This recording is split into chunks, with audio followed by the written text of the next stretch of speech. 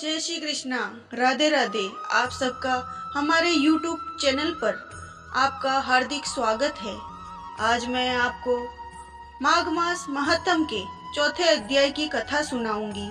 इसके पहले मैंने माघ मास महात्म के प्रथम 3 दिन की कथा के वीडियोस मेरे चैनल पर बना रखे हैं।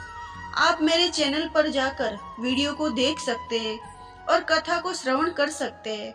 चौथे दिन की कथा के रूप में हम चौथे अध्याय के पाठ का श्रवण करेंगे और उसमें पहले मैं आपको माघ मास की विधि बता रही हूँ। माघ मास स्नान के लिए प्रतिदिन प्रातःकाल सूर्योदय से पहले उठकर भगवान विष्णु, भगवान कृष्ण का स्मरण करते हुए नदी, तालाब, कुएं, बावड़ी जो भी आपके शहर में उपलब्ध है वहां जाकर स्नान करना चाहिए। स्नान करने के उपरांत प्रथम पितृेश्वर को तर्पण करना चाहिए और उसके पश्चात शिव पार्वती तथा लक्ष्मीकांत भगवान ग्रसित होकर चंदन, पुष्प और अक्षत चढ़ाते हुए और भोग लगाते हुए उनकी पूजा करनी चाहिए।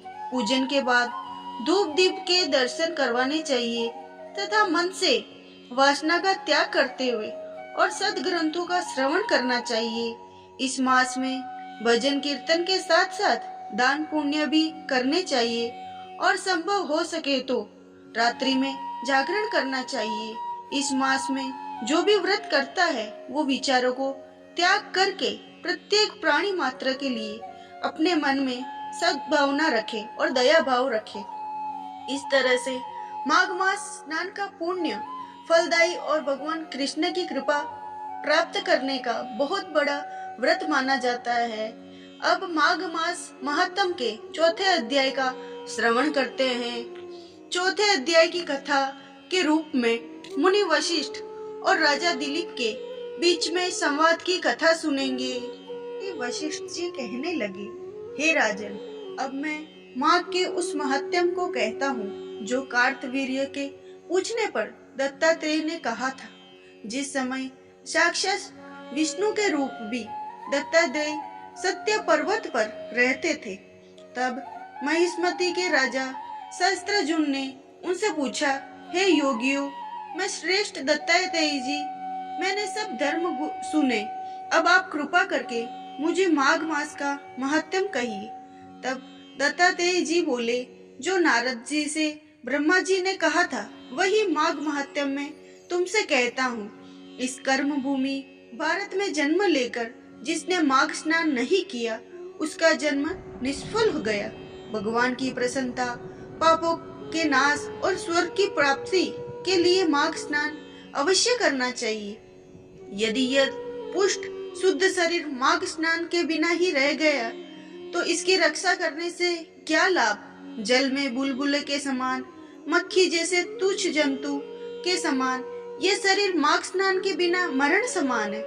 विष्णु भगवान की पूजा न करने वाला ब्राह्मण, बिना दक्षिणा के श्राद्ध, ब्राह्मण रहित क्षेत्र, आचार रहित कुल, ये सब नाश के बराबर है। गर्व से, धर्म का, क्रोध से, तप का, गुरुजनों की सेवा न करने से, स्त्री तथा ब्रह्मचारी, बिना जली अग्नि से हवन, बिना साक्षी के मुक्ति का नाश हो जाता है। जीविका के लिए कहने वाली कथा, अपने ही लिए बनाई हुई भोजन की क्रिया, शूद्र से भिक्षा लेकर किया हुआ यज्ञ तथा कंजूस का धन, ये सब नाश के कारण है। बिना अभ्यास और आलस्य वाली विद्या, असत्य वाणी, विरोध करने वाला राजा, जीविका के लिए तीर्थ यात्रा, जीविका के लिए संदेह युक्त मंत्र का जप, व्यग्र चित्त होकर जप करना, वेद न जानने वाले को दान देना, संसार में नास्तिक मत ग्रहण करना और श्राद्ध बिना धार्मिक क्रिया, ये सब व्यर्थ है। और जिस तरह दरिद्र का जीना व्यर्थ है उसी तरह माघ स्नान के बिना मनुष्य का जीना व्यर्थ है। ब्रह्मघाती, सोना चुराने वाला, मदिरापान करने वाला, गुरु पत्नी गामी और इन चारों की संगति करने वाला माघ स्नान से पवित्र होता है।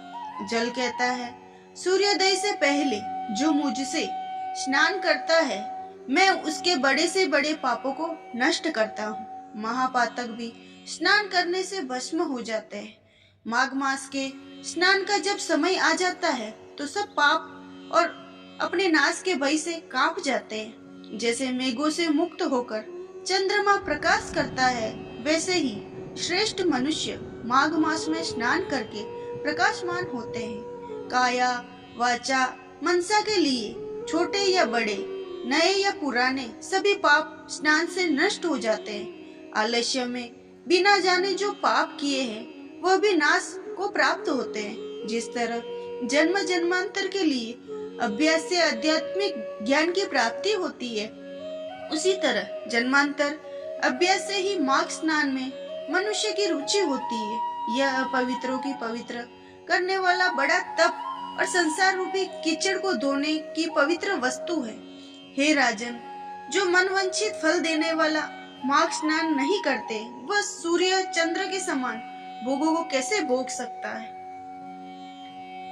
ये अध्याय यही समाप्त होता है। अगर आपको ये अध्याय अच्छा लगा हो तो आप मेरे चैनल पर सब्सक्राइब करें और मेरे वीडियो को लाइक और शेयर करें, ताकि मेरे वीडियो को ज्यादा से ज्यादा नोटिफिकेशन आपको मिल रहे। धन्यवाद।